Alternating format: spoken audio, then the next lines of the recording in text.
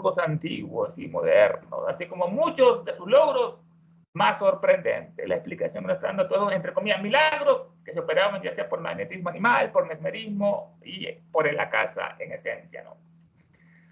Empezamos a tener pruebas diarias hoy en día de que estas potencias, magnetismo animal, mesmerismo, subyacen a los misterios teúrgicos. ¿Qué son estos misterios teúrgicos? Los hemos estudiado, es una comunicación con los ángeles y espíritus planetarios, los Dianichohanes, los dioses de luz y los medios para traerlos aquí en la Tierra, ¿no?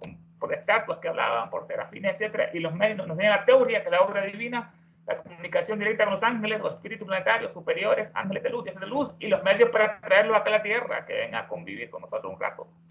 Empezamos a tener pruebas diarias de que estas potencias subyacen a los misterios teúrgicos. Dice allá el PDF, esta modalidad energética, magnetismo animal, intervenía en los misterios teúrgicos.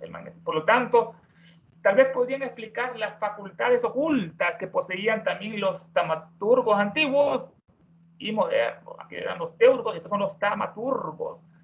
El hecho de obrar milagros o prodigios es un taumaturgo. El hecho de obrar milagros o prodigios, el poder de obrar prodigios con la ayuda de los dioses, es importante, ¿no? Con la ayuda de ellos que se logran esos milagros. Tauma quiere decir prodigio y teoría es lo que vimos, obra divina, los prodigios hechos por la obra divina.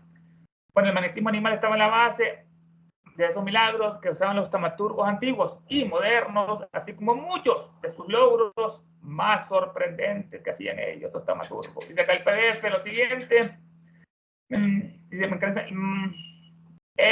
dice, probablemente asombroso que las ciencias experimentales, los científicos, no acierten a dar una hipótesis razonable sobre la potencia magnética.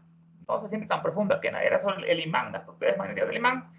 Diariamente aparecen pruebas de que esta modalidad energética intervenía en los misterios. Las ciencias se explican fácilmente las de los taumaturgos para realizar tantos productos antiguos y modernos, ambos a la vez, ¿no? La traducción acá, así como muchos de sus logros más sorprendentes en este caso. Vamos a ver si se opera. Bueno, si se puede hacer eso por acá. Ok, está bien. Los misterios más sorprendentes. Tales fueron los dones transmitidos por Jesús a algunos de sus discípulos. Esto es importante, ¿no? Se los pasaba por magnetismo animal, para asociarse con él, vienen con Gigante, te diré quién eres. Tales fueron los dones transmitidos por el gran Jesús a algunos de sus discípulos. Estos dones en inglés dice gift o regalo, ¿no? Los gifts transmitidos a Jesús a algunos de sus discípulos. Jesús, aquí estudiamos al verdadero Jesús, el que tanto ocultó la iglesia en los evangelios ocultos, en los concilios de Nicea. Jesús era un esenio nazareno y fue mensajero de la gran fraternidad blanca, fue mensajero como Hermes para predicar las antiguas enseñanzas divinas que debían ser la base de una nueva civilización, la cristiana. Ya han pasado 2000 años en una gran decadencia, pero en aquella época era importante. Estas palabras las va a profundizar más en el tomo 3, dedicada a la religión. Jesús era un pastor de los esenios, el pastor de los nazarenos, eran sanadores del río Jordán y fue mensajero. Allá eran budistas a predicar a Jordán lo que es las buenas nuevas de Buda, y así Jesús, siendo adolescente, escuchó las grandes verdades, las 4 nobles verdades. Jesús era esenio y nazareno y fue mensajero de la gran fraternidad del Chambalagarta para predicar las antiguas enseñanzas divinas, como decía, vino viejo en odres nuevos, para predicar las antiguas enseñanzas divinas que debían ser la base de una nueva civilización. Ya estaba el paganismo en una gran decadencia y vino lo que es la época cristiana. Por espacio de 3 años, Jesús fue maestro divino de los hombres y recorrió la Palestina, llevando una vida ejemplarísima por su pureza y compasión y su gran amor a la humanidad que tenía Jesús en su corazón. Obró multitud de prodigios, esto es cierto, resucitando muertos, Lázaro, sanando enfermos, volviendo la vista a los ciegos, haciendo andar a los paralíticos y realizando muchos otros actos que por su carácter extraordinario se han calificado de los milagros en este caso. La sublimidad de sus doctrinas resaltó sobre todo en su célebre Sermón de la Montaña. Qué sublime, ¿no? Esa doctrina, los que bienaventurados que tienen hambre y sed de justicia, porque serán saciados. Bienaventurados los que son los pacificadores, porque ellos verán la divinidad. Es la sublimidad de su doctrina se resaltó sobre todo en su célebre Sermón de las Montañas. Como iniciado que era, también era iniciado, enseñó también doctrinas ocultas, esotéricas, pero estas las reservaba únicamente para los elegidos, para los pocos. Esto es para sus discípulos elegidos, porque ellos teniendo ojos dicen y no miran, y oídos y no escuchan, cuando hablaba sobre la muchedumbre, ¿no? Pero a ustedes, los discípulos, les se revelará el reino de los cielos. Dejad que los muertos entierren a sus muertos, dijo otra vez, que esa es la frase esa, ¿no? Había un funeral. Dejad que los muertos, no recuerda a los zombies, a los autómatas, a los muertos vivientes, como está la inmensa gran mayoría de la humanidad atrapados en televisores, en cosas falsas. La diferencia, bueno, entre Jesús y el demonio Jehová es un gran abismo que lo va a analizar profundamente en el tomo 3, que Jehová es un demonio y que Jesús no lo adoraba, jamás pronunció ese nombre, Jesús nunca adoró a ese demonio Jehová. Jamás Jesús adoró a la bestia jehovana, estaba en contra de sacrificar animales para expiar pecados, una doctrina netamente diabólica, ¿no? Te portabas mal, hay que matar un becerro. En la iglesia, en la sinagoga, lo llevaban al pobre animal, lo degollaban y la sangre, hacían rituales satánicos, los levitas, los fariseos y los saduceos y los judíos hoy ortodoxos lo siguen haciendo, son satánicos realmente. Estaba en contra de sacrificar animales Jesús para expiar pecados, doctrina netamente diabólica. Por eso el demonio de Jehová mandó a Sanedrín a liquidar a Jesús, ¿no? Se posicionó desde el cuerpo de estos judíos para liquidar al gran hombre porque no estaban matando animales y como tenían seguidores de Jesús, ya ellos tampoco los mataban y eso era la comida del diablo, ¿no? De la sangre, pues los animales muertos. Y ellos ya no derramaban sangre para ese ogro Jehová, ni daban animales a los fariseos, saduceos, levitas, que después sacrificaban y ellos se los comían escondidas, ¿no? Porque no trabajaban, no vivían de la gente. Todo no murió, se levantó, ¿no? Por eso es que el cristianismo triunfó tanto, ¿no? Porque se levantó como los antiguos, como Hércules, que fue el Hades, como el otro. La venganza de Apolonio de Tiana, bueno, la gran fraternidad, al ver lo que le hicieron a Jesús, mandó a otro adepto, que era Apolonio de Tiana, no muy conocido en Occidente, porque la Iglesia Católica trató de borrarlo para la historia occidental, como Hipatia y tantos otros, como Juana de Arco. La fraternidad mandó a Apolonio para hacer justicia contra ese pueblo maldito, el pueblo judío, ¿no? Para hacer justicia contra el pueblo pactado. O sea, son pactados, ellos lo dicen en el pacto, pacto satánico, ¿no? Como Jehová, ¿no? Que comenzó Abraham, Moisés, todos esos patriarcas diabólicos que mataron a mucha gente, que eran genocidas. Mil, no humanos, Apolonio, pues Helena le dedica un capítulo a los generales romanos, se hacían amigos de ellos para que vayan a destruir Judea. Era la misión, destruir Judea, ese pueblo maldito. Hasta que apareció el emperador Tito y lo hizo, amigo de Apolonio, y cuando le hizo una carta a Apolonio diciéndole, hizo la toma de Judea, Masada, he conquistado Judea, le dice, pero tú has conquistado mi corazón, le dijo Apolonio de Tiana. Jesús, el verdadero Jesús, tales fueron los dones transmitidos por Jesús a algunos de sus discípulos. Estos discípulos como que eran los que tenían el mérito, como sucede con el imán y el hierro, magnetizado, se pasa el poder, el don en este caso de curar, levantar muertos, hablar lenguas extranjeras sin estudiarlas, etc. Lo que pasó en el Pentecostés a los 50 días que Jesús ascendió en cuerpo al cielo, al paraíso, no fueron 3 solamente en la Biblia, lo que es Enoch, un arrebatado, Elías viene, ¿no? El gran Elías y Jesús fueron arrebatados con cuerpo físico y llegaron al cielo, no al cielo que está arriba, sino a un lugar oculto que le dicen el cielo, por ahí está la fraternidad en esa isla blanca imperecedera. Pero fueron los dones transmitidos por Jesús a algunos de sus discípulos. En el momento de sus curaciones milagrosas, el nazareno sintió que brotaba de él un gran poder. Estaba en el canal porque transmitía esa energía. En ese momento, curaciones milagrosas, el nazareno sintió que brotaba de él un gran poder. El nazareno también lo estudia profundamente. Todos estos grupos gnósticos son los mismos que cristianos de San Juan. Vamos a la diferencia, ¿no? Que ellos decían que Juan era el elegido y cuando llegó Jesús lo rechazaban. Son los mismos que cristianos de San Juan, aquellos nazarenos que abandonaron Galilea, el Galileo, no, muchos centenares de años para establecerse en Siria, al este del monte Líbano. Son las principales figuras en el cristianismo, el fuego que representaba lo que es Juan Bautista, el predicador que le decía la verdad a Herodes, a todos esos Césares, es el fuego, por eso que la iglesia lo tomó como figura para hacer el prototipo, arquetipo del solsticio de verano. El 24 de junio lo dedicaron a Juan Bautista, la segunda más importante persona, y el 24 de diciembre a Jesús, el solsticio de invierno. Uno es el sol y el otro es el agua. Centenares de años se fueron estos nazarenos para establecerse en Siria, al este del monte Líbano. Vamos a los drusos más profundamente en otra sección. Ellos, los nazarenos, no tomaban ni licor, ni alcohol, ni vino alguno, y no se cortaban el cabello como Sansón, hacían votos y eran devotos. Este nazareno Jesús sintió que brotaba de él un gran poder dinamado a la hora de hacer estos milagros, dice una fuerza. Una vez que alguien le tocó el manto en el Evangelio, por la parte de atrás alguien le tocó a Jesús el manto, Jesús sintió pérdida de poder, que es el tema que estamos analizando. Jesús sintió pérdida de poder y preguntó quién fue quien lo tocó. Había muchedumbre atrás de él. Era una mujer que tenía un flujo, una hemorragia desde hace 12 años, sangraba. Y se curó inmediatamente después de tocar el manto y después de tocar la túnica del iniciado Jesús. Se curó. Yo fui, le dice, y me he sanado. Jesús le dijo, hija, tu fe te ha sanado, vete en paz. Increíble. Identidad de poder. Esto, bueno, era lo que Jesús hacía, el magnetismo animal, mesmerizaba a la gente, las curaba en este caso. Bueno, dice el PDF acá lo siguiente, en esta parte, diariamente aparecen pruebas de que esta modalidad energética, el magnetismo animal, intervenía en los misterios teóricos y por su influencia se explicaban fácilmente las secretas facultades de los taumaturgos para realizar tantos prodigios.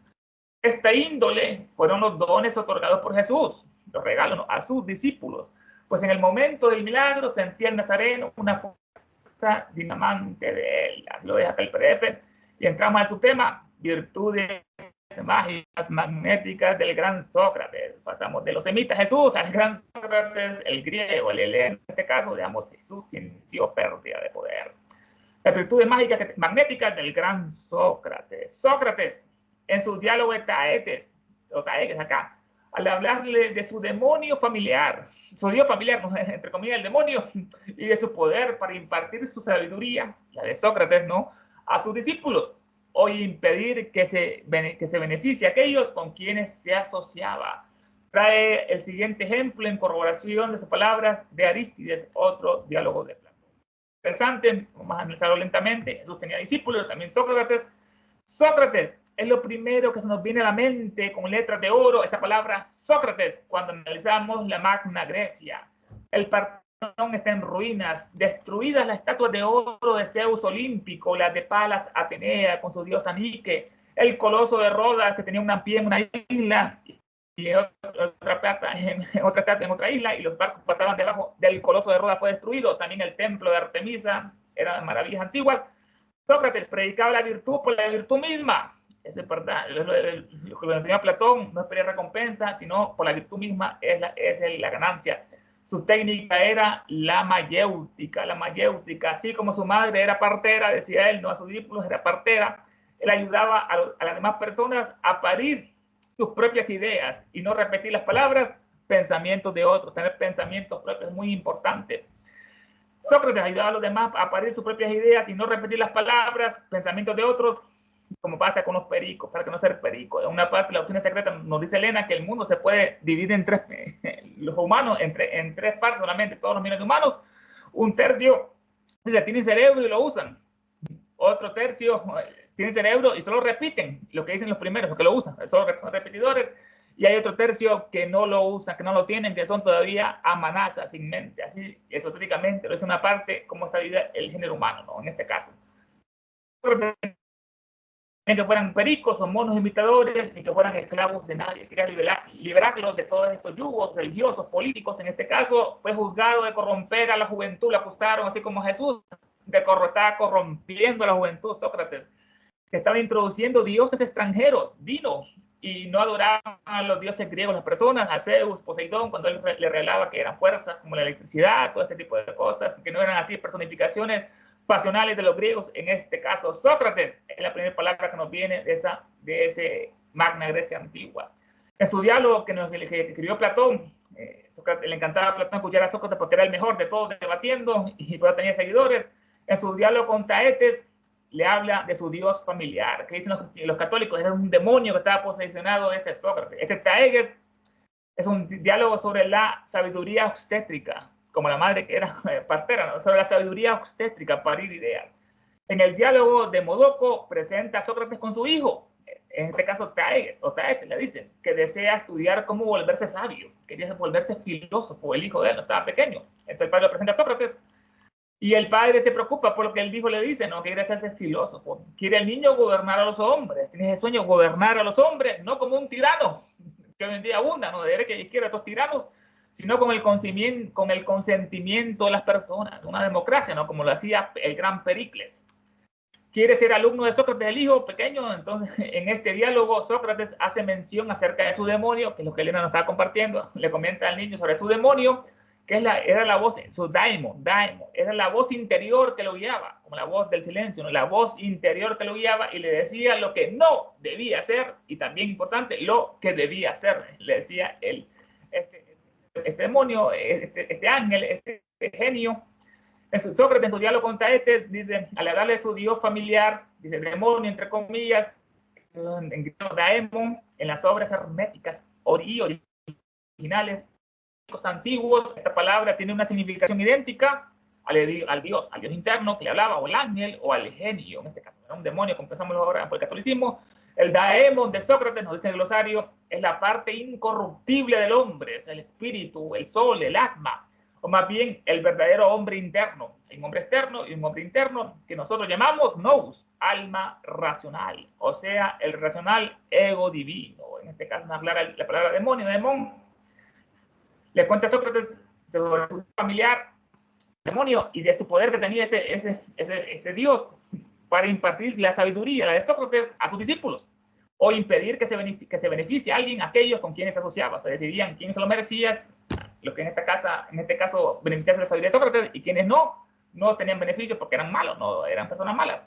O impedir que alguien se beneficie con aquellos con quienes se asociaba, como que en el caso, en el pasar las virtudes, como el imán, ¿no? Que la pasa, que magnetiza, también las virtudes se pueden pasar, ¿no? Dime con quién andas, te diré quién eres. El que anda con lobos, aullar aprende, pero también las cosas buenas cuando nos encontramos con alguien bueno, ¿no?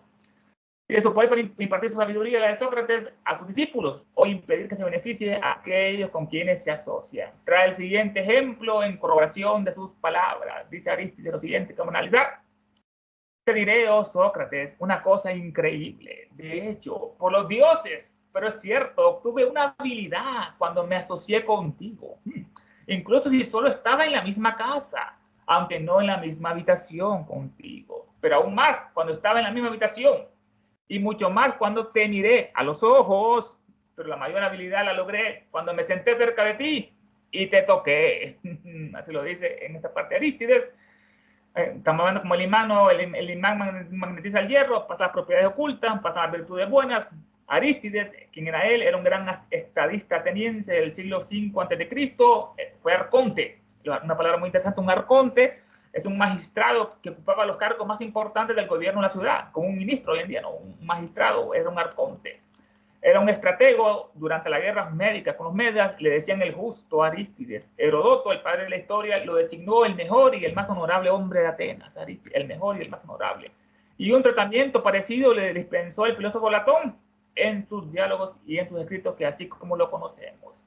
Vamos a analizarlo. Te diré, Sócrates, una cosa increíble. De hecho, por los dioses, pero es cierto, obtuve una habilidad, una virtud, ¿no? Cuando me asocié contigo. Incluso si solo estaba en la misma casa, ya sentía el magnetismo en este caso, ¿no? Aunque no en la misma habitación, pero aumentaba más aún cuando estaba en la misma habitación contigo, y mucho más cuando te miré. Eso es lo que analizamos hace poco, que el magnetismo animal se transmitía más por los ojos y por la punta de los dedos. El Sócrates era muy magnético. El magnetismo animal, el mesmerismo, se pasaba este fluido magnético por los ojos, se pasaba por la voluntad del mesmerizador, principalmente a través de los ojos y la punta de los dedos. Pero la mayor habilidad, virtud, la logré cuando me senté cerca de ti y te toqué, no sé, magnetizó en este caso como el imán al hierro. En la nota al pie, que esto es cuando dice la palabra tetes, acá está abajo, esto es un diálogo de Platón, Teaeges, Cicerón decía, traduce esta palabra, daimon, como quidam divinum, algo divino, no algo personal. El gran Cicerón así lo transmitía, esta palabra daimon. Algo divino, no es algo personal, algo diabólico. Cicerón, Marco Tulio, nació en el 106 a.C., era un gran político, filósofo, escritor, gran orador romano, uno de los mejores oradores del mundo, con Demóstenes y otros que no podemos nombrar. Se le considera como uno de los más grandes retóricos y estilistas de la prosa en latín, como uno de los autores más importantes de la historia romana, es responsable de la introducción de las más célebres escuelas filosóficas griegas en la intelectualidad republicana. Marco Tulio, constituido como uno de los máximos defensores del sistema republicano tradicional, combatió la dictadura de Julio César, haciendo uso de todos sus recursos posibles. Era un gran demócrata, estaba en contra de estos tiranos que estaban por todas partes, ¿no?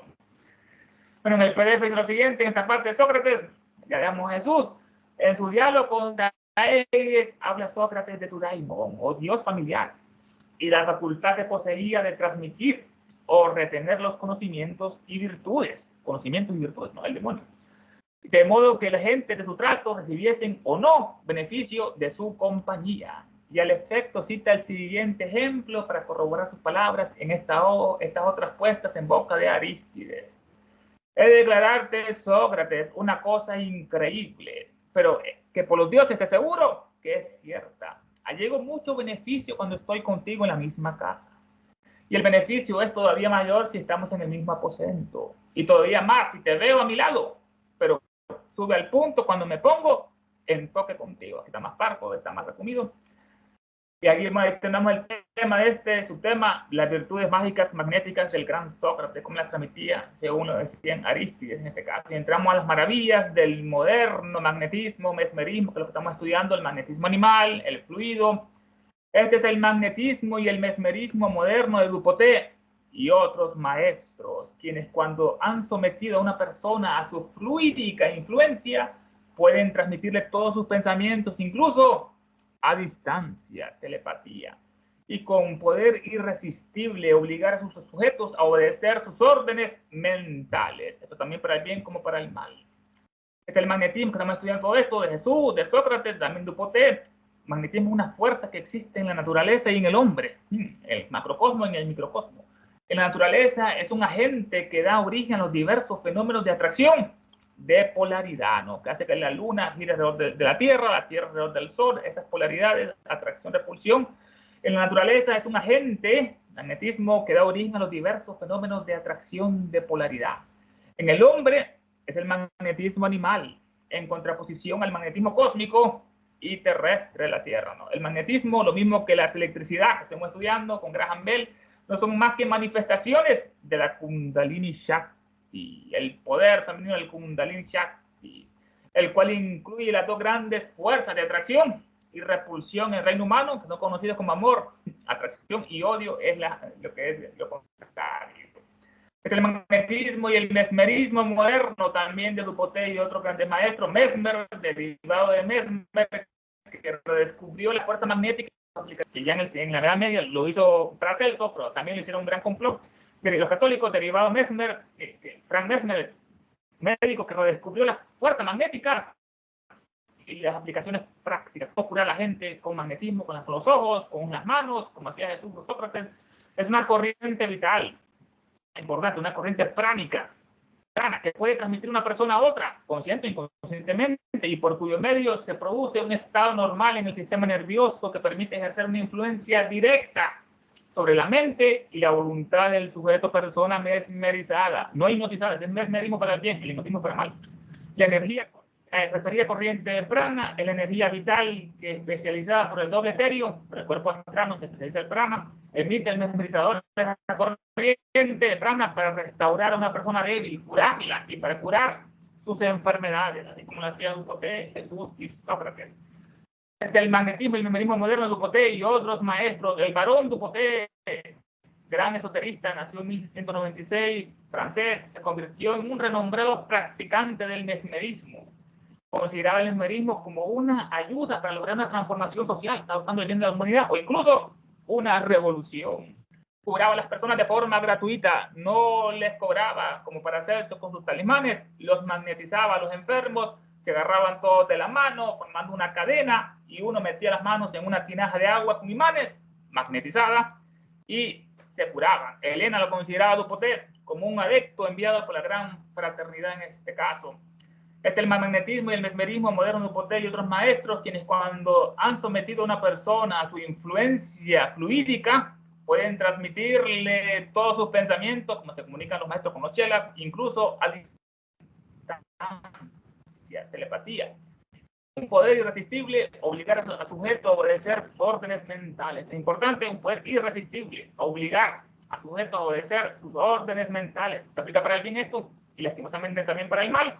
Como pasó en el caso del asesinato de John Lennon, de Imagine, la CIA había hipnotizado a Mark David Chapman para liquidar a Lennon en el edificio Dakota, en el Central Park, por las críticas que hacía el inglés Lennon a la guerra de Vietnam. Estaba en contra de la guerra, en este caso, tenía millones de seguidores en Estados Unidos y la CIA no lo quería porque decía unas grandes verdades en contra de esas guerras que eran inventos de masones o, en este caso, de Henry Kissinger, y con su poder irresistible obligaba al sujeto a obedecer sus órdenes mentales para el bien y para el mal. Pero cuánto mejor era conocido esta fuerza psíquica por los antiguos filósofos, nos dice Lennon, el magnetismo. Cuánto mejor, con signo de admiración, era conocida esta fuerza psíquica por los antiguos filósofos, este magnetismo animal, este mesmerismo. Podemos entresacar alguna información sobre este tema desde las fuentes más antiguas. Vamos al PDF ya para cerrar la sección.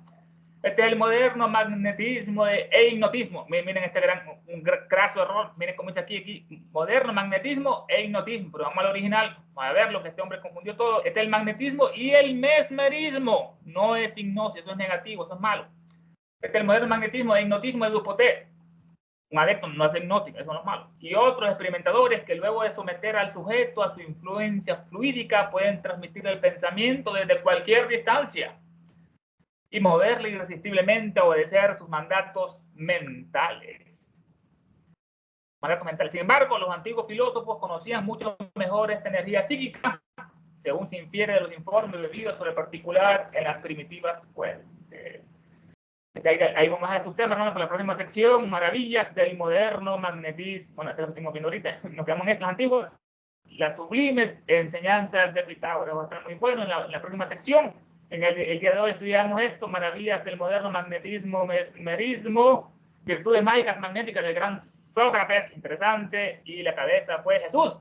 Sintió la pérdida del poder. Hermanos, comentarios, preguntas, son totalmente bienvenidos. Están ahí los micrófonos.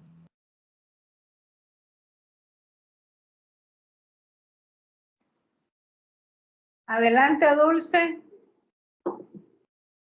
Bueno, yo tengo dos preguntas. Una es, ¿cómo es posible que una vez que ellos ya tuvieron, ya hipnotizaron, o cómo es que hipnotizaron a una persona, ya después, aunque no esté presente, pueden influenciar sobre su mente? ¿Qué es lo que sucede se deja abierto algún canal o qué es lo que sucede ahí? ¿Cómo es que se da? Pues esa es mi pregunta. La otra es sobre las personas que curaban.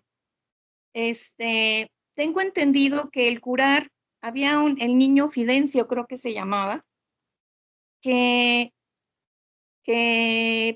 la persona que se dedica a curar con sus manos, a dar sanación y curar enfermedades, terminan como agotando su propio prana, su propia energía, que por eso no viven mucho tiempo. Esas son las dos preguntas. Interesantes preguntas, hermana. En el primer caso, preguntaste acerca del hipnotismo. Bueno, esto lo usan tanto de la mano izquierda, como hemos visto, los malos, y de la derecha, los buenos, la fraternidad buena y la mala. Y ellos como que hacen, se posesionan de lo que es de la voluntad del sujeto. Uno dice que les lavan el cerebro, les meten ideas, los pensamientos son como virus que se apoderan de las mentes, que no tienen existencia por sí mismos, pero eso buscan más mentes para quien inocular los virus, se parecen mucho a los pensamientos. Y ellos poco a poco le van arrebatando lo que es, le van deformando el cerebro, lo van destruyendo con esas teorías de que todo es la relatividad, que eso son totalmente nefastas. Si alguien mata a una persona, eso es un asesinato en todas partes, no importa las condiciones, siempre hay cosas buenas en este caso, se pueden compartir y también las malas se deben evitar porque eso genera karma en todas partes, el mal, los malos pensamientos, las malas palabras y las malas acciones que todos conocemos. Que es bueno y malo, porque tenemos lo que es el discernimiento, tenemos Buddy despierto, no sabemos que mentir es malo, decir la verdad es lo correcto, ayudar a alguien es bueno, lastimar a alguien es malo, tenemos eso, hasta la persona más salvaje del planeta tiene esa cualidad que le vino. Entonces, así, el caso que ejemplificamos fue uno muy famoso, ¿no? John Lennon, quien lo asesinó, que era un supuesto un fanático y que le pidió algo y como que Lennon no estaba, como que tenía muchas personas que miraban todos los días, como que no estaba dedicarle mucho tiempo, ¿no? Y después él agarró un arma y de repente tenía un libro oscuro, lo tenía en la parte de su bolsillo, que es el catcher, el guardián del centeno, que esos son ejemplos de lavado de cerebro que se le hacía para hacer este tipo de cosas. Lo trabajaron a él y matar así a este gran cantante, ¿no? Que tenía ideas filosóficas de hermandad universal, que estaba en su canción lo decía, no imagen un mundo, no haya divisiones, no haya religiones que nos dividan, todo lo contrario, que nos unieran.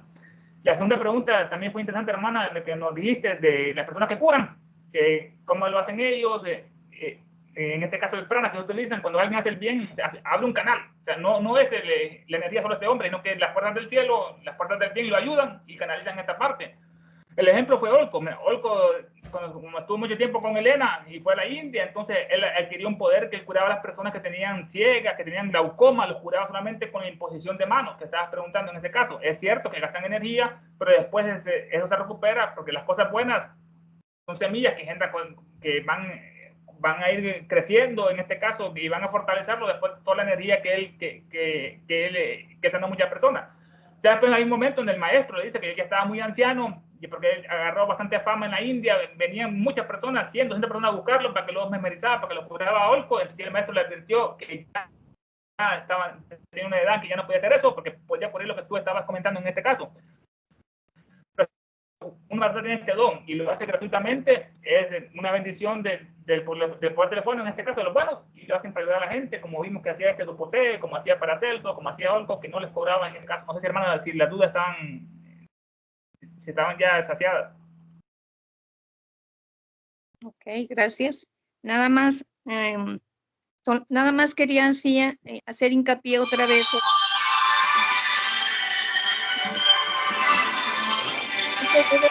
No debes de sujetarte a una hipnosis, y menos, sobre todo si caes en manos de alguien que sabe exactamente lo que está haciendo y que puede manejarlo posteriormente.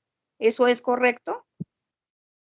Que no debes de someterte como teósofo a bueno, ninguna persona, pero específicamente porque vaya, tiene uno que tener esa conciencia de que es como si le dieras la llave a esa persona, ¿no? Sobre tu... Exactamente, yo estamos hablando en este caso, mira que los medios hacen eso como una práctica recreativa, ir a alguien que te hipnotice, que te ponga un péndulo y que de repente eso es muy peligroso. Elena nos comparte los maestros también, de que cuando uno se acerca a una persona, en este caso, como tú bien comentabas, que saben de estas cosas, le aplican para el mal, ellos contagian a las personas sus malos pensamientos, sus malas acciones, las contagian por acercarse solamente a ellos. Y los pueden enfermar con grandes epidemias, con grandes enfermedades, o hacerlos esclavos en este caso, hacerlos víctimas de un asesinato, lo meten preso a quien, a él, no al que lo hipnotizó, en el caso que estuvimos analizando. Pero la hipnosis es totalmente negativa, no hay que practicar eso, ni abrir los portales, como tú decías, ni darle la llave para abrir eso, como la Ouija y tantas cosas que son terribles, que generan un karma negativísimo. En este caso hay que alejarlos y buscar las cosas buenas, que son productivas, que son edificantes, las virtudes. Gracias. Gracias, Roberto. ¿No hay nadie más ahí? No. Bueno, gracias, Ernesto. Voy a hacer una analogía y corresponder todo esto con lo que se estaba hablando anteriormente sobre la diseminación de la teosofía, y se dieron varios ejemplos, ¿verdad? De cómo, como dijo Dulce, la teosofía no es para todos, ¿verdad? Entonces, sabemos que todo ser humano, aunque venimos de la misma fuente, pero el karma nos pone en el lugar adecuado para cada uno, ¿verdad? Porque el hecho de que digamos de que la teosofía no es para todos, sabemos que eventualmente, o tal vez ya han sido teósofos, pero en esta vida les toca un karma diferente, ¿verdad? Porque el teósofo gradualmente empieza a tomar responsabilidades para trabajar para los demás, ¿verdad? Quién sabe si en la próxima vida a alguno de nosotros nos toque trabajar bajo un aspecto de religioso, ¿verdad? Pero en fin, la frase siempre ahí está, que la teosofía no es para todos, ¿verdad? En esta vida. Entonces, las analogías que voy a hacer es cuando se habló, y fue un ejemplo que puso muy bueno Dulce, de que cuando uno empieza a asimilar estas ideas filosóficas, uno quiere repartirlas, ¿verdad? Con todos los demás, principalmente con los más allegados. Y vemos que, claro, a muchos no les interesan, como ya lo expresó. A uno que otro le puede interesar. Entonces, ¿qué tiene que ver eso, por ejemplo, con el magnetismo? Porque aquí se habló del magnetismo y se habló de esta palabra que es daimon o daemon. Y lo podemos ver en el glosario, ¿no? Que ya explicó una parte Ernesto. En teosofía, esta palabra se corresponde con el ego divino, con el alma racional. Ese es el daimon de Sócrates, el ego divino. Entonces, por eso vemos cuando dice aquí en el documento que a través de esta influencia, habla de las facultades de los taumaturgos, ¿verdad? Y a través de eso, entonces, tenían el poder de transmitir o de retener conocimientos y virtudes, ¿verdad? Eso entonces quiere decir que por eso, ¿dónde se puede retener y cómo podemos transmitir las virtudes, ¿verdad? Si no es elevándonos al nivel de la parte divina en nosotros. Claro, son las virtudes más elevadas, ¿no? Porque la virtud es la virtud. Y por ende, entonces, cuando uno trata de diseminar la teosofía, como ya se explicó, a veces uno tiene que usar un vocabulario apropiado, ¿verdad? Entonces quiere decir que el teósofo empieza a tener esta energía de su daimon o daemon, la puede transmitir mejor que antes. Ahora, en el que recibe esto, a veces las palabras no le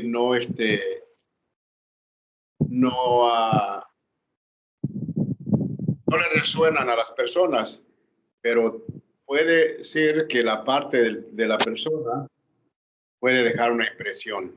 Si la palabra no deja la impresión, la persona puede dejar la impresión. ¿Por qué? Porque ya tienes ese magnetismo que empieza a transmitir con los demás.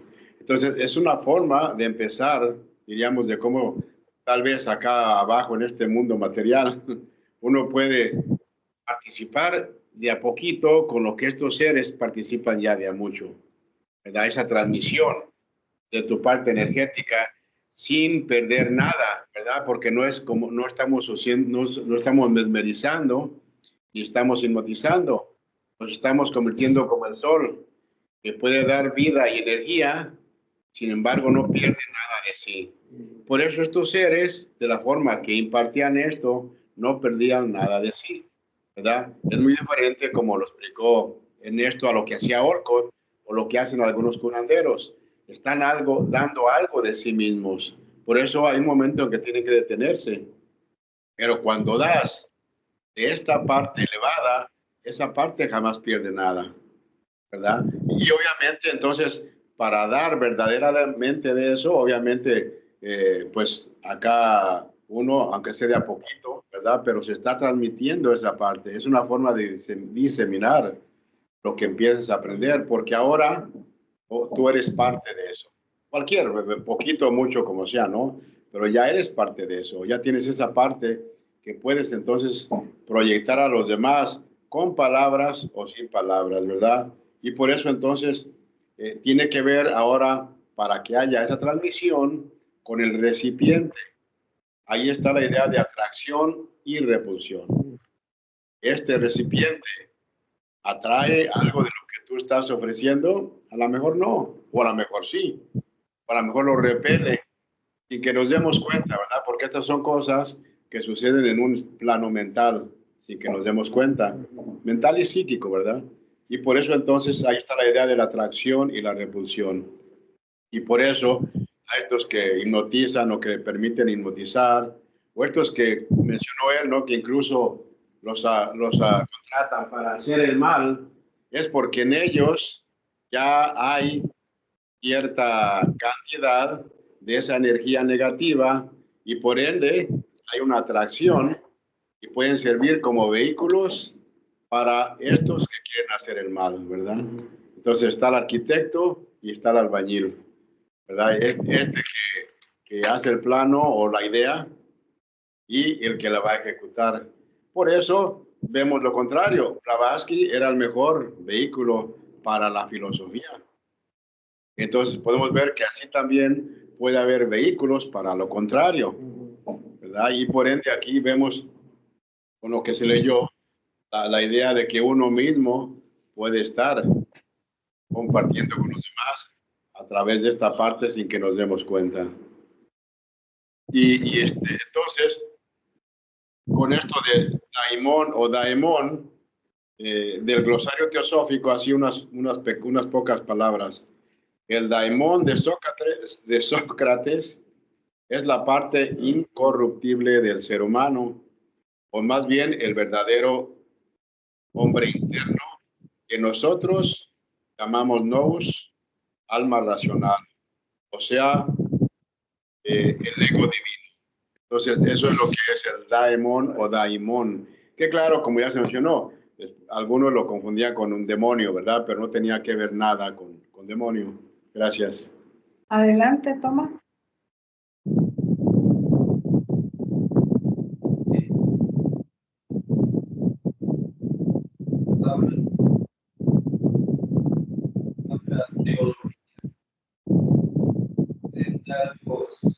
¿No se escucha, hermano? Cuando hablamos de teosofía o cuando hablamos de teología, estamos hablando de palabras universales.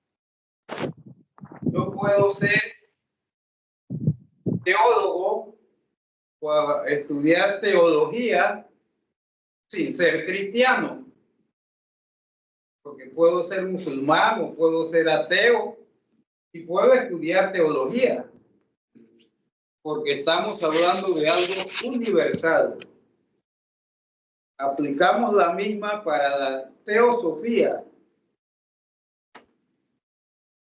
Yo puedo estudiar teosofía en un sentido universal, que sería para todos, todas las personas, ateos, musulmanes, budistas, porque la teosofía es universal en su esencia. Eso era lo que planteaba Blavatsky cuando dice no hay otra religión más elevada que la verdad, o no hay otra filosofía más elevada que la verdad. En el momento en que yo digo la teosofía o la teología no es para este o para este, entonces estoy limitando el término, lo estoy limitando a un grupo determinado. Y en el caso que cuando nosotros decimos que la teosofía no es para todos, entonces nosotros estamos limitando el término para un grupo determinado.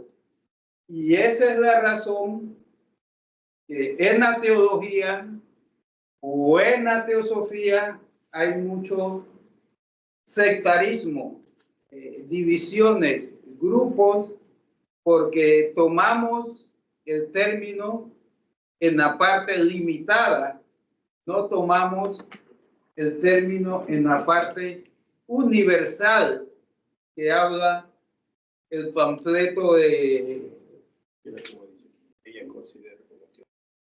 Y como aquí me trae el papelito el señor Luis, que ella considera como teósofo,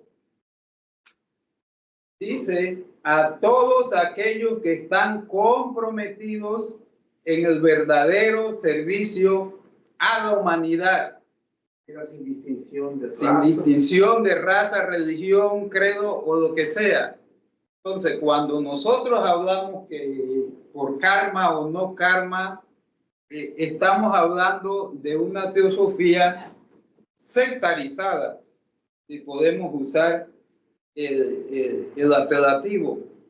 Entonces tenemos que identificar cuando estamos hablando del término, porque podemos estar hablando de teosofía, pero de teosofía. Entonces algunos acostumbramos a decir teosofía de este o teosofía de esta, entonces ya nosotros mismos nos estamos sectorizando, estamos dejando aparte el término universal.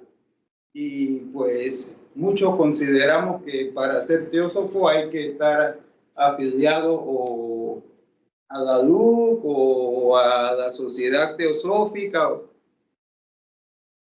El que está comprometido al servicio de la humanidad y trabaja verdaderamente para la humanidad, ese es un teósofo, ¿sí?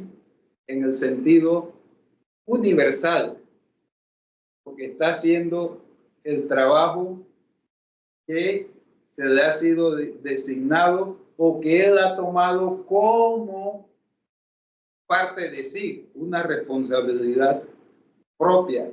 Y no está mal que nosotros consideremos que, porque en un principio eso era la teosofía. La teosofía en un principio era para las clases acomodadas.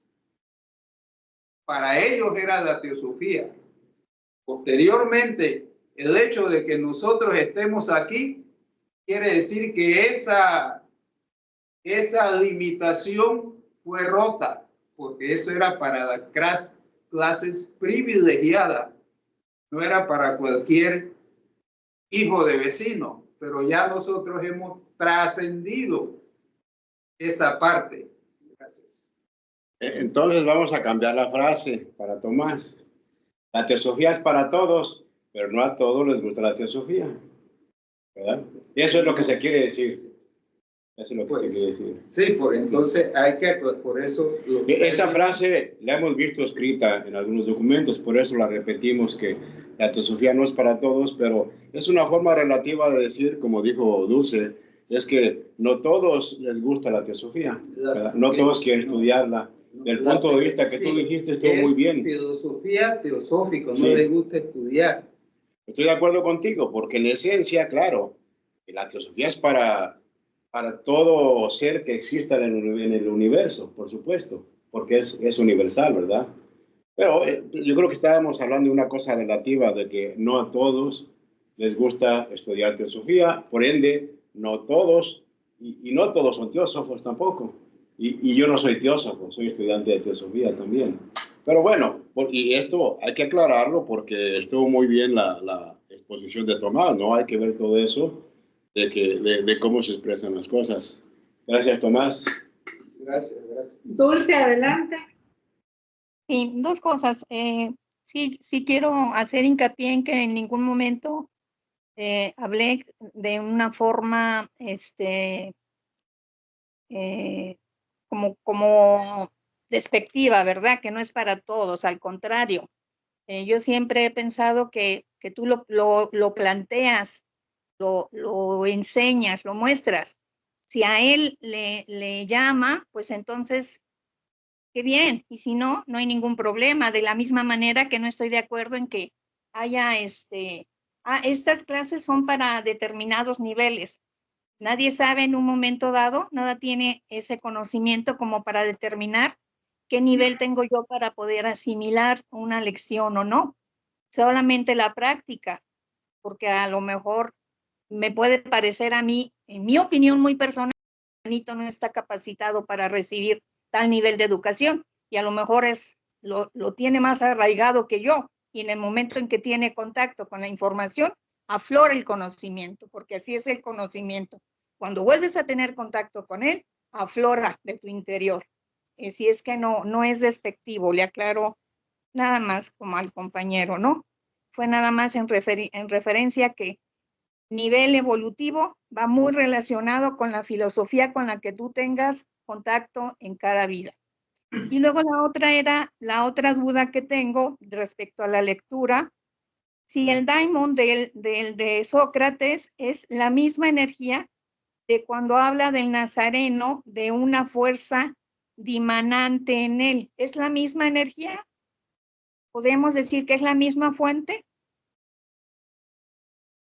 En el primer caso, se hablaba de Jesús, que se servía de canales para esas fuerzas superiores que oraban a través de él, porque el templo estaba muy limpio en él y se alcanzaban a esos milagros que analizamos, que curaba enfermos, daba la vista a los ciegos, que los paralíticos caminaban, etc.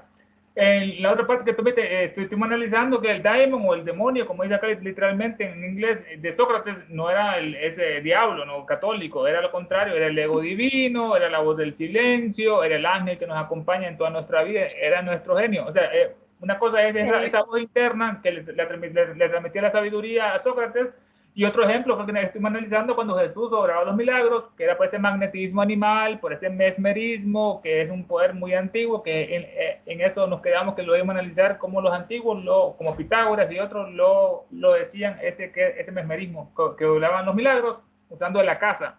Porque la casa está en todas las operaciones mágicas, es indispensable que esté ahí en la casa, y cuando la voluntad es poderosa y el templo limpio, entonces ya se pueden obrar más estos poderes.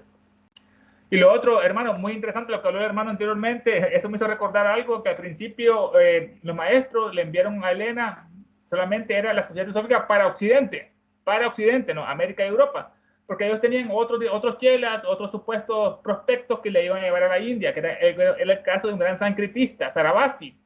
Lo que hizo Sarabasti no estuvo de acuerdo con lo que los maestros decían, que era para todos, la clase baja incluido, a los sudras, a los chandalas, para todos. Él dijo que no, como era oriental, era indio, tenía eso de las castas, y él creó la sociedad esta, una sociedad similar, filantrópica, pero solamente para las clases elevadas, eran elitistas. Cuando hicieron eso, entonces los maestros se decepcionaron de ellos y le encomendaron a Elena que su misión ya se expandió tanto para Occidente como para Oriente, en este caso, porque Elena nos abrió el reino de los cielos a todos, a los pobres, a los ricos, clase alta, clase baja, esto es para todos.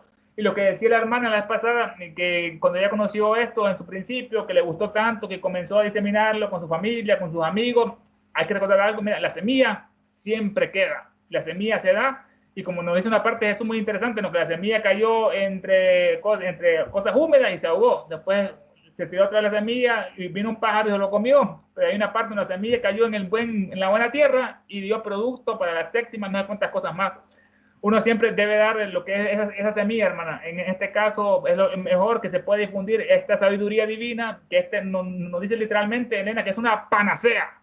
O sea, lo cura todo, exactamente, todos los males que hay en la humanidad hoy en día, esa gran degeneración que está por todas partes, tanta decadencia que estamos viendo, como si Sodoma y Gomorra estuvieran reencarnando, pero los niños ahora se pueden cambiar de sexo y sin autorización de los padres, una cosa horrible que está este mundo, pero esta es la panacea, hermana, siempre hay que lanzarla y no importa, y no buscar, como nos dice ella, no esperar el fruto de recompensa, sino hacer el bien por el bien mismo, como hacía Jesús, como hacía Sócrates, no esperando ningún tipo de recompensa o fama, sino solamente es parte de la naturaleza, ayudar al prójimo, como decía Gandhi, porque ayuda a tu prójimo, porque tú eres tu prójimo, literalmente, ¿no?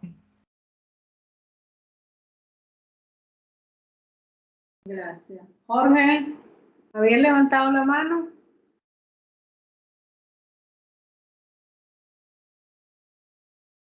Ok, parece que no. ¿Algún otro comentario? Iba a mencionar algo así rapidito, con la cuestión de la vida de Edgar Casey. Él era bien interesante porque le decían el profeta durmiente. Él podía sanar y podía profetizar cuando, y no le hacía daño cuando era una cuestión altruista, pero cuando está involucrado dinero o poder, le daban unos dolores de cabeza muy grandes. Creo que él murió de un derrame cerebral de Casey por el grado de energía que ponía en cada uno de las personas a las cuales les ayudaba. Pero si era algo altruista, no había problema. Pero si había involucrado dinero, ahí era el problema. Nada más. Gracias. Sí, donde hay dinero, hermano, ahí se pervierte lo que es el mensaje divino, no se puede profanar, no se puede adulterar, como pasa en muchos grupos, en los masones, en la sociedad teosófica de Tim Boy, que pagan una mensualidad y que hay rangos y que esto que lo otro. ahí hay una gran profanación. Elena no es de una parte que así como recibió esta sabiduría de gratis, así lo mismo lo iba a integrar y la iba a entregar esta sabiduría sin cobrar ni un solo céntimo. Y decía ella que prefería morir de pobreza antes de profanar y cobrar por esta sabiduría, que es como el sol que comparamos, es como la luz, es como el prana, es como el aire que respiramos, que nos da vida en el sentido, en el sentido espiritual, porque disfrutamos este pan, este pan de saber que nos brinda en estos estudios, en estas secciones. Gracias, Ernesto. Anita, ¿algún comentario antes de retirarnos, Joana? Gracias, así estoy bien, gracias. Pues yo nada más para cerrar, o sea, la teosofía nos enseña a hacer el bien, a tener compasión por toda la humanidad. Y creo que no se necesita en un momento dado leer, echarnos todos los tomos, de todo la intelectualidad, ¿verdad? Para demostrar el bien ante toda la humanidad. Claro que tenemos que empezar poco a poquito y porque no podemos hacer todo al mismo tiempo. Simplemente ahí está, hay mucha gente, yo siempre he dicho que hay muchos teósofos allá afuera que son buenas personas, que prestan su ayuda al prójimo, a los hermanos, y ni siquiera saben de la existencia de esta filosofía, ¿no? Y sin embargo están haciendo teosofía. O sea, la teosofía está en todos lados mientras estemos dando el corazón, estamos ayudando al prójimo con el corazón. Entonces, ya obviamente las lecturas, la sabiduría, la intelectualidad, lo que aprendemos en los libros es como un complemento, ¿no? El saber por qué debemos de actuar así. Pero en sí, como una vez escuché, la compasión necesita acción, requiere de acción. Entonces, esa es la teosofía. Para mí, hacer el bien para los demás y pues nada más. Es todo. Gracias. Gracias, Joana. ¿Alguien más? Sí, importante lo que dice la hermana, ¿no? Que uno debe buscar la práctica, es mejor que todo ese intelectualismo, esa lectura. Uno debe, si no se asimilan para hacernos cada día mejores, más virtuosos, entonces no estamos haciendo el estudio correcto. Debemos destruir ese ego, ese intelectualismo, que hay muchos grupos más en esto que más nos cuentan, porque saber es poder. Una vez estaba Jesús con sus discípulos y están ellos luchando a ver quién era el primero, ¿no? Que soy, no, decía Pedro, Juan, no, soy el primero. Y de tanto hablaban uno del otro que el otro, y de repente vino alguien pidiendo un vaso de agua, estaba sediento, ¿no? Y hubo uno que no había hablado y le dio agua a esa persona, y entonces Jesús les dijo, este es el que más avanzado está, el que le dio de beber al sediento. Eso quiere decir que la práctica es lo mejor, o sea, las obras, las buenas obras, los buenos pensamientos y las buenas palabras es lo mejor. La acción. La acción por la acción misma, dijo ayer en el Bhagavad Gita. Ok, muchísimas gracias a todos por compartir. Buenas noches, Dulce, Joana, Buenas Anita. noches a todos. Muchas gracias. Buenas noches. Excelente clase. Muchas gracias a todos. Buenas noches. Gracias, buenas noches. Gracias, Ernesto. Gracias a todos. Buenas noches. Igual, Dulce, igual.